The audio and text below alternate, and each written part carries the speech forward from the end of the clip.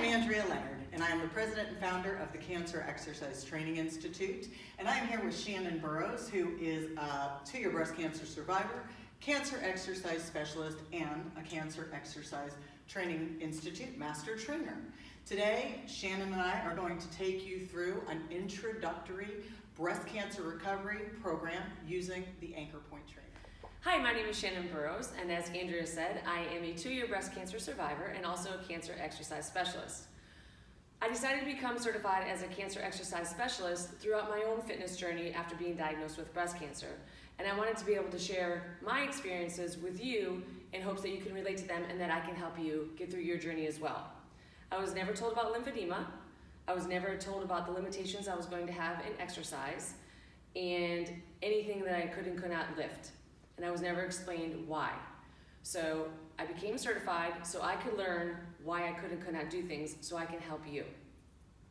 The lymphatic drainage, the expanders, the range of motion, the hunching over, the rolling of the shoulders, and how I needed to strengthen that, and posture, and everything that falls in line with the kinetic chain is all very important.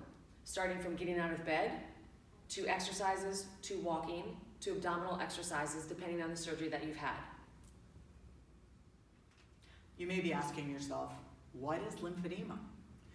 Some of you may have been told, others may never have even heard the word before. So lymphedema happens if you've had lymph nodes removed, either through a sentinel node biopsy or an axillary lymph node dissection, or irradiated. You've received external beam radiation.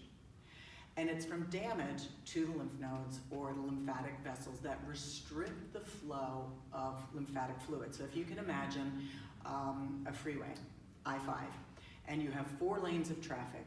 Every morning between 8 and 9, you've got 1 million cars going through those 4 lanes.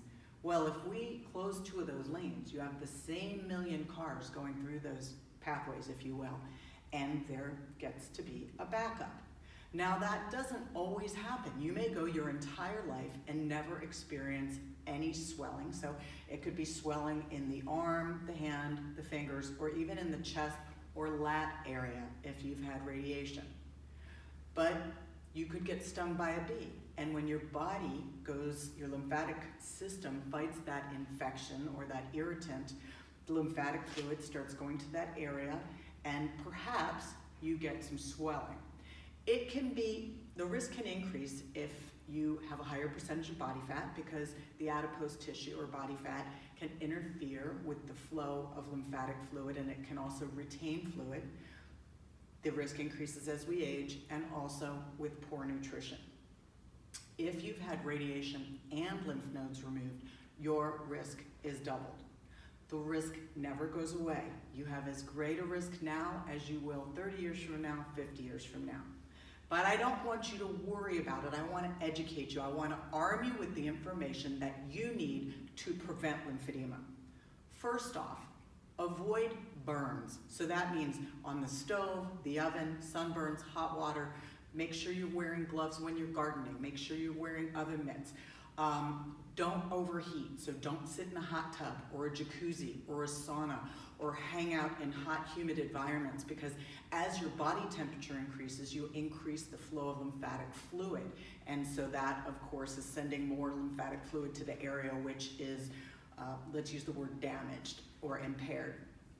Avoid bug bites, stings, anything that could cause an allergic reaction or cause your immune system to kick in to fight that off.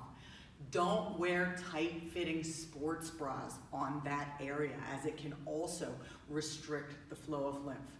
Don't have blood drawn on that arm.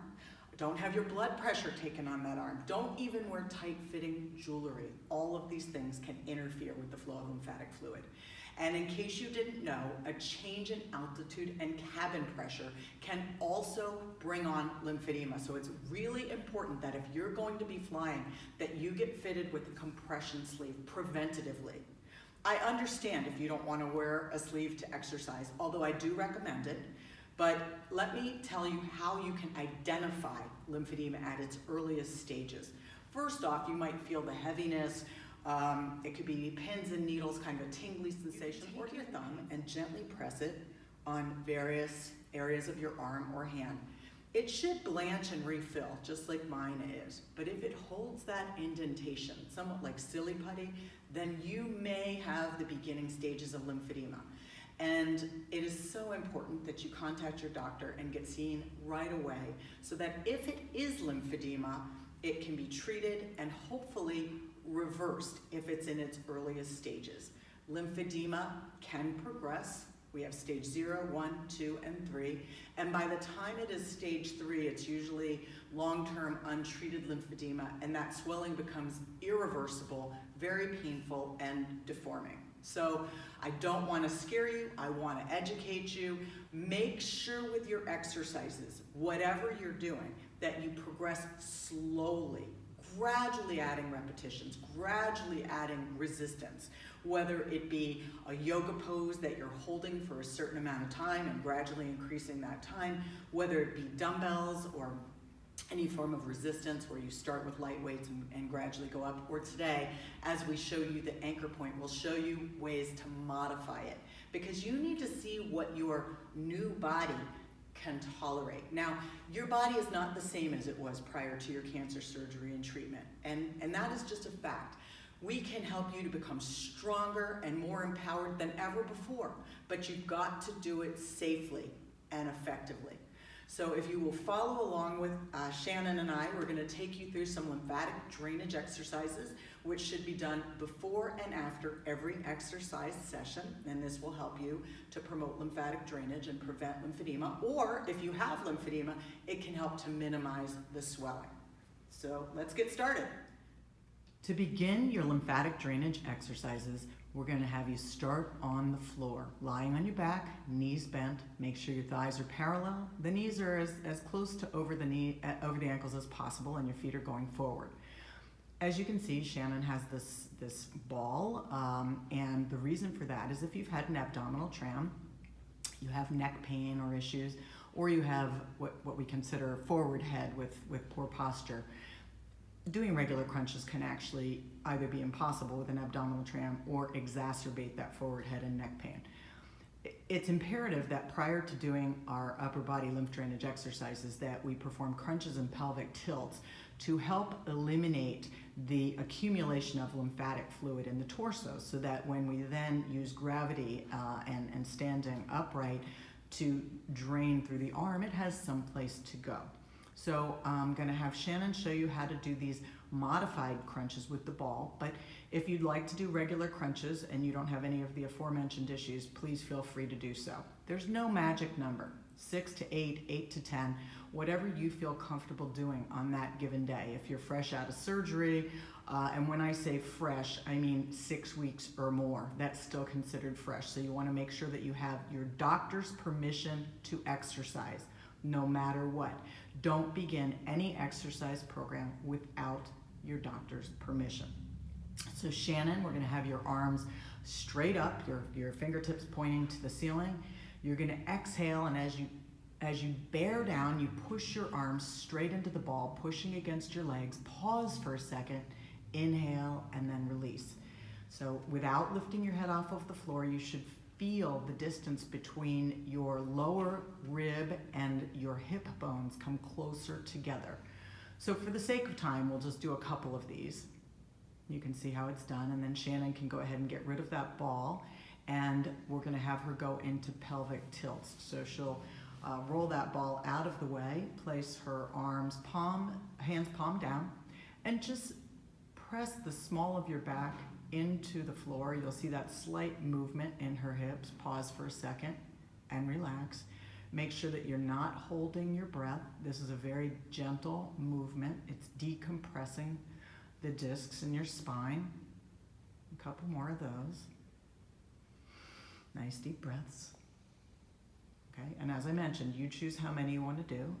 Then I'm going to have Shannon slowly move into an upright position. But Shannon, let's show people, if they've had an abdominal tram, how they can roll to their side and carefully get up, using the arms gently, because if you've got expanders in place, we don't want to put too much pressure on the chest. And if you have expanders currently in place, you do not want to do this exercise program. You must not only have your expanders replaced with implants, but be 6 weeks post-op from your implant surgery before you begin this or what I believe to be any other resistance training program. All right, we are going to start off with some shoulder rolls, forward and backward. Let's just do 5 each direction for the sake of time. Make sure you're breathing, nice deep breaths. Keep your knees slightly bent, your belly button drawn in so your abdominal muscles are tight. And after you do those, you'll bring your arms out so that they are parallel, and go ahead and make arm circles each direction, little circles.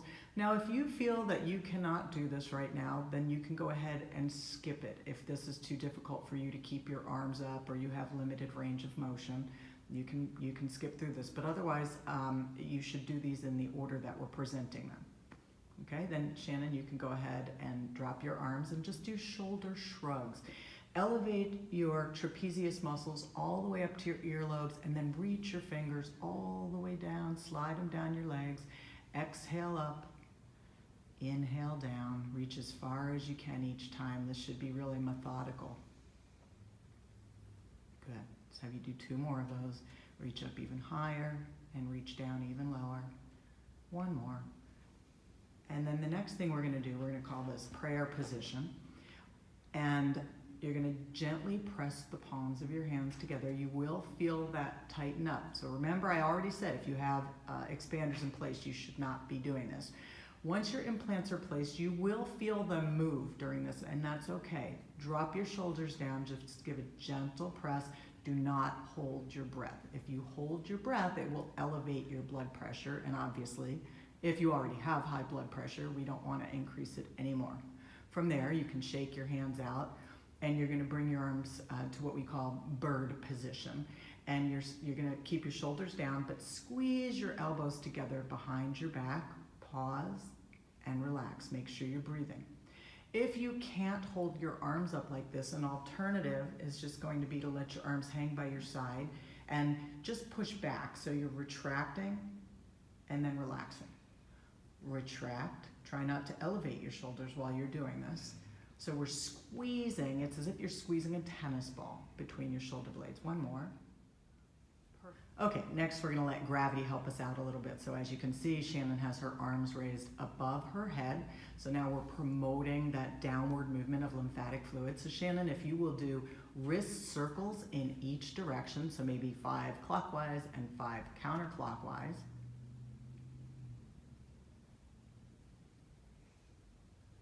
Don't forget to breathe. And from there, you're going to go ahead to hammers. Perfect. We'll do 5 of those. And then lastly, we're going to do some fist clenches. So just think about pumping that lymphatic fluid down through the arms, into the torso, and dispersing it throughout your body. Go ahead and relax. And now we are ready to begin training. If you've undergone a mastectomy, radiation, and or reconstruction, you are probably feeling the muscles shortened and tightened in the front, which draws your shoulders forward. It can also bring your head forward, and that puts a lot of undue stress on the spine. Shannon mentioned the word kinetic chain earlier. So whatever starts off in the neck can ultimately affect your hips, your knees, your feet, so on and so forth. So we are going to begin with a gentle stretch using the anchor point and show you how to progress it or regress it if necessary. Reminder again, if you have expanders, do not do this exercise. Okay.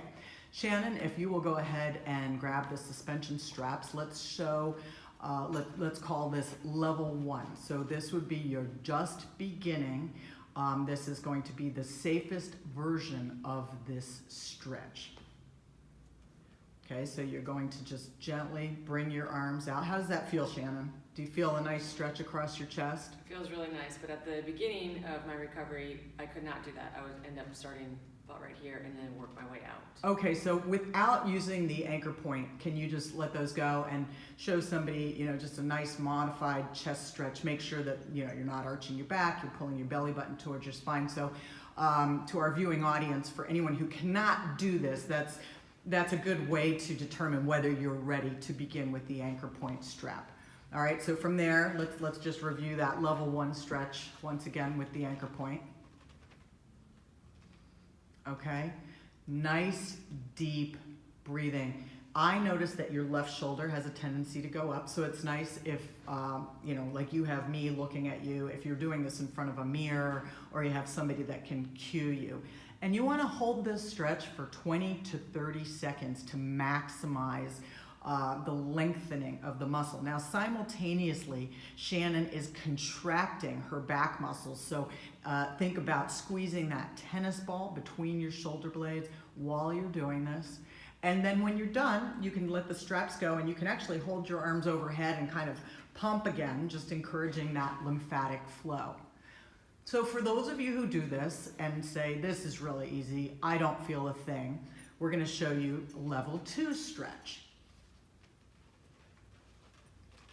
Okay, so now Shannon is leaning forward, which is putting more resistance on her chest. So you feel that pull across your chest, keeping that front knee bent. And don't forget to keep a slight bend in the back knee as well, and breathe. We're holding this for 20 to 30 seconds.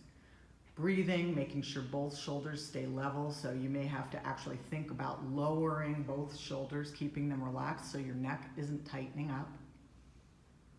Okay, if you're doing this and you feel that this is too much of a stretch, then you're going to go back to the level 1 stretch until you can do that with no discomfort, and then progress to level 2 and it feels comfortable to you. Lastly, we're going to give you an advanced stretch. This is level 3. So now Shannon is putting the weight, evenly distributed on both legs, so her entire body weight is leaning forward. You can see her arms going back into a more dramatic stretch. Deep breathing also, keep your head in alignment. So don't be a turtle with your head coming out of your shell. You want to bring that, and everybody says, oh, it makes me look like I have a double chin. Don't worry about it. You want to keep your spine in alignment. If this is too difficult, Shannon, let's show level 2 again, how you can modify that back to level 2 with just one leg bent. So we started with the chest stretches. Now we are going to do rows. So we're going to strengthen the back muscles, and as we contract posteriorly, it is stretching anteriorly. So we strengthen the back, we stretch the chest. First, you want to see if you are able to do what Shannon's doing right now, which is a row isometrically. It could be limited by scar tissue or adhesions. If you're not able to bring your arms back in that plane of motion, then you want to work on this first. Then Shannon will go ahead and grab the straps and show you a level 1 row. Notice she just leans back slightly, extending her arms, belly button's drawn in. Abs are tight, knees are slightly bent. She's exhaling as she pulls forward, squeezing those shoulder blades together. If this is too difficult, then you're going to go back to the isometrics. And then Shannon, go ahead, show us how we can increase the intensity of this, moving her feet forward. Now she is in a level 2 row. Inhaling as she relaxes, exhaling as she pulls up. So for somebody who's doing this, Shannon, and it's too difficult, how do they go back to a level 1? They walk their legs back a little bit, they're more upright, and they're back in a level 1 position. All right, so go ahead and move forward to level 2 again. And if this was easy for you, now you can go to level 3. So notice she is practically parallel with the floor at this point. So all of her body weight is on her arms. If you're feeling any pain, then you need to back up. And you can modify the number of repetitions you do, as well as how much tension you have on that anchor point, on those straps. So you can go ahead and relax, Shannon.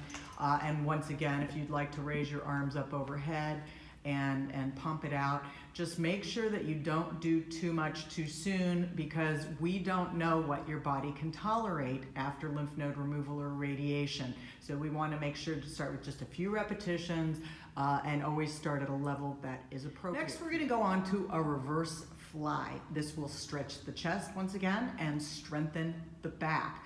But it also has the benefit of opening up the chest out to the sides, which will help with your posture. Shannon, let's see how to do this isometrically. So if you cannot do this pain-free, then you are not ready for the anchor point. Again, if you have expanders, you should not be doing this exercise. If you can do this with little to no discomfort, you are ready to add the anchor point suspension straps. And so if you will show us level 1, please. Okay. So she is pretty close to standing straight up. Shannon, maybe if you can move to the side a little bit so we can get a little different angle there. Beautiful. Notice her arms are not fully extended in front of her. She brings them back into her side. Her knees are slightly bent. If this is too challenging, you can go back to the isometric version, and that is just opening up the arms out to the side, as she will show you again, just expanding the chest and bringing the arms back in. Now, how will we move to level 2? She grabs those straps once again, walks her feet further up. So now we have more resistance on the arms and shoulders. And then she's going to open up wide, bringing herself up to an upright position. And this is very challenging, even for somebody who has not gone through breast surgery, reconstruction, radiation. So for those of you who try this and you do 1 repetition and it's just too much, you can go back to level 1, as Shannon is going to show you right now. And that is just bringing everything closer to the midline of your body. That is how you can modify this. And if you are the superhero that you are, you can go to level 3. So her feet are all the way forward. She's got all of that body weight on her arms and shoulders now. Full extension, tight abs. Got to have a strong core to do this exercise. Inhaling on the down movement, exhaling on the exertion coming up. Okay, if you find yourself arching your back, feeling any discomfort, Shannon, one more time, let's review level 2 so the feet aren't quite as far out.